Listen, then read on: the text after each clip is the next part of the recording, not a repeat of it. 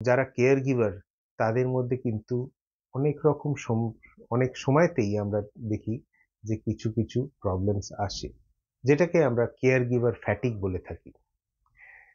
এটা মানসিকভাবে তারা অনেকটাই ডিপ্রেসড হয়ে যান।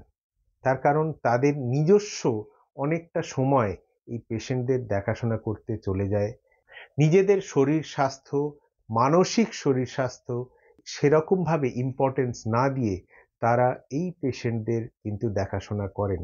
যারা প্যালিয়েটিভ কেয়ার নার্সিং করেন, মানে যারা প্রায় মৃতপ্রায় মানুষদের দেখাশোনা করছেন, বা আইসিইউ নার্স, যারা সারাক্ষণ একটা হাই টেনশন সিচুয়েশনের মধ্যে আছেন, তাদের মধ্যেও এই কেয়ার গিভার ফ্যাটিগ আমরা দেখতে পাই।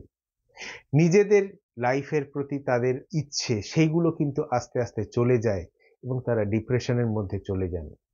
বার্ন আউট শুরু হয়। বার্ন আউট মানে যা উনি করছেন সেরকম তার যতটা ফাংশন হওয়া উচিত ততটা ওনারা দিতে পারছেন না। সারাক্ষণ একটা মনে হচ্ছে যে সবকিছু শেষ, বা আমার কিছু ভালো হবে না। যারা এই রোগীদের দেখাশোনা করছেন তাদের দেখাশোনা করা, বাড়িতে কেয়ার গিভারদের ওপর যেন আমরা অযথা কোনো রকম উল্টোপাল্টা কথা, তাদের চিৎকার করে কথাবার্তা বলা, এগুলো না করি।